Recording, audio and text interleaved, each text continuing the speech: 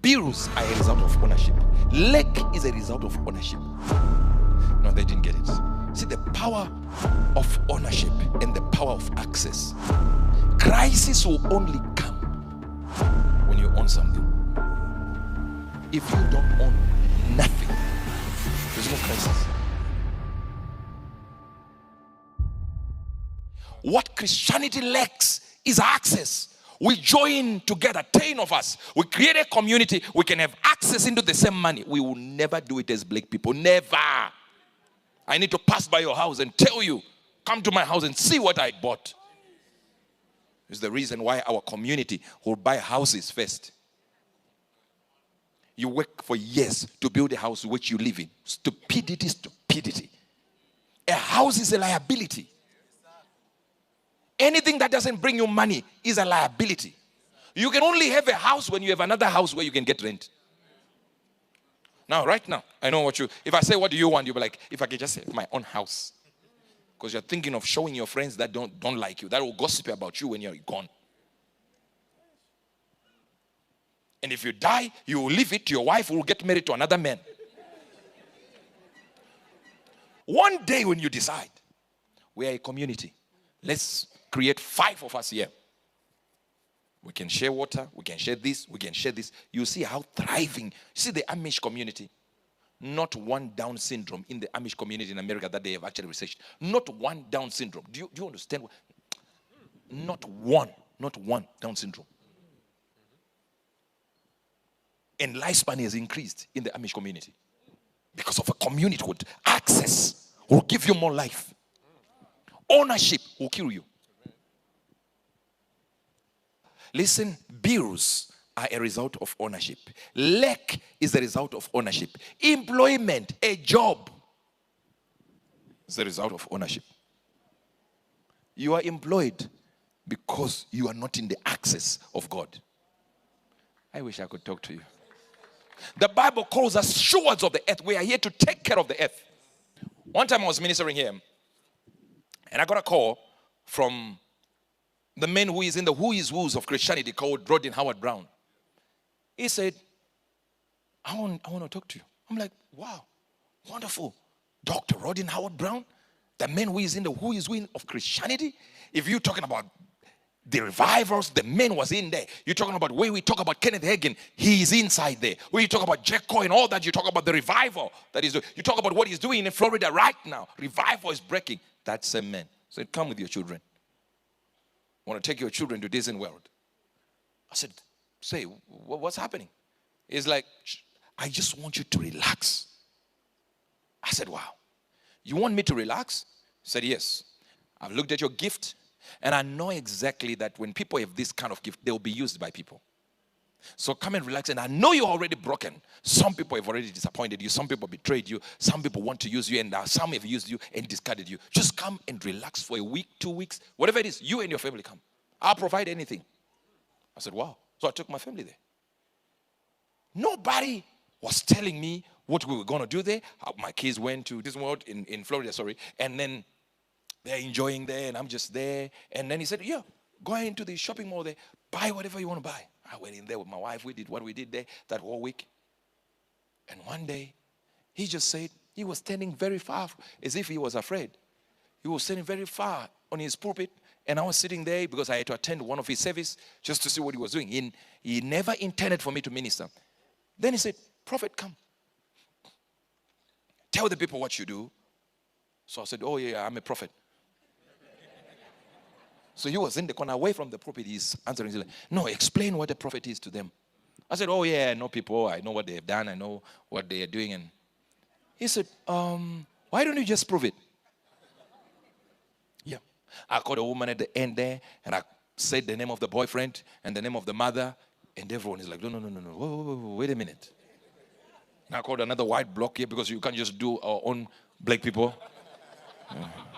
Looks very staged, you know. So I started going for white people, and I called pin numbers. I put pin numbers, and he started pointing at people. Say, you come, you. And then I started prophesying to them. But while I was doing it, it was around the whole world. So the stage was open for me. Now, somebody who had built a stage, whose God had given money, gave me access to his stage. That if I had said, I don't care about what you're saying, I'm okay with my stage. Nobody in America would have known there was a Uebert Angel. They were all tuning in, and he says, tomorrow again, tomorrow night, we are doing it again. And then tomorrow morning, we are doing it again. And I started moving, putting people in queues there in his church. He gave me the access for me to be seen. Are you still here? When I went to Pastor Chris, I got in that mode where I was sitting there and they said, can you prophesy? I was like, well, you mean prophesy in Pastor Chris' church? What are you saying? Should I prophesy like prophesy? So I did my small, like I was very measured, you know?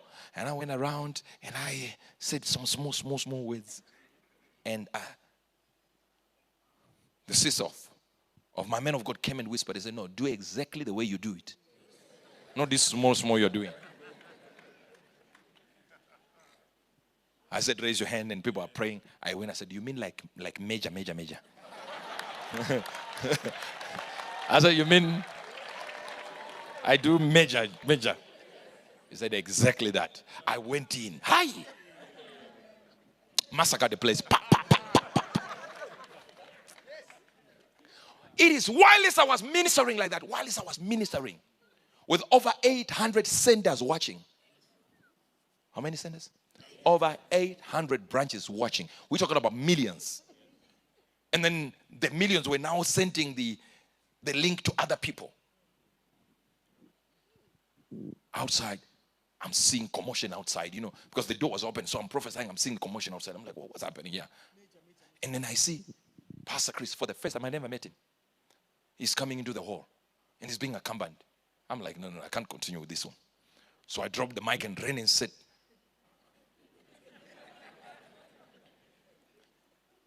he came through, hugged me, and went to the stage. He says, Prophet Uebert, come, sit here in his chair. You know, listen, I didn't feel like $1 million because I have it. I felt like $1 billion. I went and sat there, and while I'm sitting there, imagine the millions that got to witness my gifting. Somebody with a stage who is watched by billions gave me a stage. Bi-monthly, I'm live on the stage preaching to billions because I'm given the stage by Pastor Chris. That stage is important because that stage was not just built. Through prosperity, shall my cities be spread abroad. He spread that because God gifted him and gave him the ability to have access. Access is more powerful than ownership. Access is more powerful than ownership. What you don't have is you have never understood access. All you want is to own. I want to own my 120Y. I want to own. Do you know that 120Y? That Honda Fit. And it's fitted, that car. Now that Fit, that one, if two of you manage to do something, and you say, we're going to create business together, we're going to move together, travel together. Do you know the two of you can buy a truck that will do business and that you will come to church together in the same truck that will do business Monday, Tuesday, Wednesday, Thursday, Friday, but you want to have your own Honda Fit. And then you wonder why you are not rich. Because the money you were supposed to use for business is in the Honda Fit. Cosmetics is just showing people, I have my own car. And you get in there, you put at the bottom, Jehovah Chikopo. Leave our God alone, please. I remember a prophet in South Africa, you know him, white man, very good teacher. But I think they had a run-in with Prophet TB Joshua and it was not good. And now I'm close to TB Joshua. But I've been invited to preach for the white prophet from South Africa. So I honored that. So I went there. But in that moment when I went there, that man was popular around the world.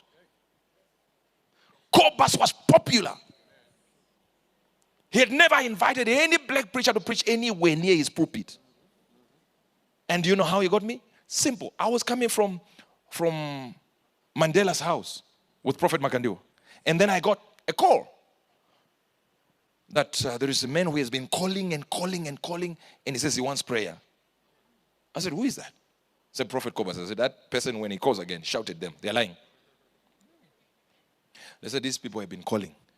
Then he called one of the guys we went with to Mandela's house. And we were with the guy. The guy said, yeah, he's been looking for you for years, for months. I said, okay, Prophet is going to Zimbabwe. I'm going to see Kobus. So I went there. And that's when the meeting happened where I needed to come for the conference. In that meeting, a lot happened. Even some apostles you see now in Nigeria, you know them by name. That's when they saw me. And they were young kids. In the sense of not too young, but they were still at university. And some of them were college. And they are seeing a man calling out names, white people coming out and crying and all that. It changes everything when it's another race, because people always think it's planned until another race is involved. But that access I got from Rodney Howard-Browne, the access I got from Pastor Chris, the access I got from Kobus, the access I got from TB Joshua, if it was not presented well, my gifting, though big, would not be anywhere. No, they're missing this one. I know you're missing it. When you have access, a midwife, somebody who sees what you carry and is not jealous of it, is not competing, is simply saying, let God move and move. But for these people to have, these luminaries in the spirit, to have the capacity to give you their stage, is because God has blessed them financially. God has moved them to another level. So they're not competing with you. They're just establishing. I wish today you will get your own midwife. I said you get your own midwife. Everything you do, have that ability of saying, I have access, I have access, I have access, I have access, I have access.